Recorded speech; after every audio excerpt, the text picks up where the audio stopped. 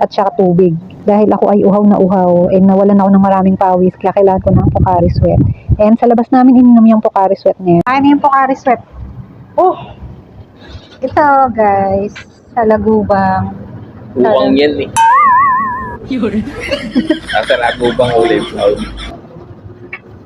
Uwang kulay. Laki. Tumambay muna kami dito kasi mainit.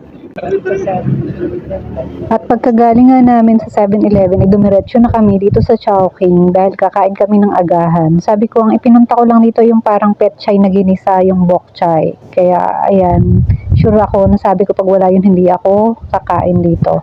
So, ayun na nga, kanya-kanya kaming order. Nag-joke pa ako, ba't di mapindot tong isang to? So, yun. After maraming pindot, kumuha na ako ng number. Akala ko naman any number, yung pala kung ano yung number dun sa gilid na waiting number. Buti na lang pwede pala. Ala, mali yung napindot. 5 ang napindot. Dapat pala 11. Harap na ako kuhan. Dapat pala titingnan yung gilid. Sabi ko kahit anong number. Sabi kasi nung mga crew dati, kahit anong number daw. Akala ko yung hula lang yung number. Ngayon pala may ganito na guys.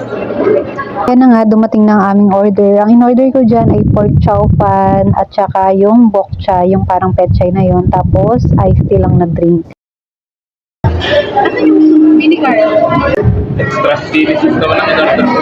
1 sweet chili sauce. Tapos favorite ko pala sa Chowking yung wonton soup. Kaya yun yung una kong hihigupin. Masarap yung wonton soup nila guys. Hindi pwedeng wala ako noon kapag umorder ako sa Chowking. Ini-enjoy ko talaga yan. Lalo na yung pechay bagyo nila, yung parang green. Tapos itong bok chai, masarap talaga siya. Pero marunong akong gumawa nito. Sabi ko parang mas masarap yung gawa ko. Sabi din ng husband ko. Pero syempre, iba pa rin naman pag professional or chef talaga yung nagluto. Masarap yung kanilang pork, nakakamiss kainin yung pork chow kanila. Mainit-init pa, hindi hinihipa ni Inday. Kaya ayun na nga pasok. So tara, kain po tayo. Minsan lang ako guys kumain sa Chowking dahil alam nyo yun, mas nakaka-umay kasi pag yung palagi kang kakain sa labas, mas okay na nagluluto lang sa bahay kahit simpleng ginanga lang, ganyan.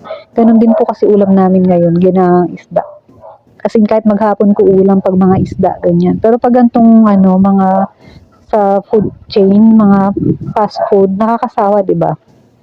Yan, yung pagkakain pala namin dyan guys is kami ay pupunta naman sa SM para mag-grocery ng kontian dahil para iisang lakad.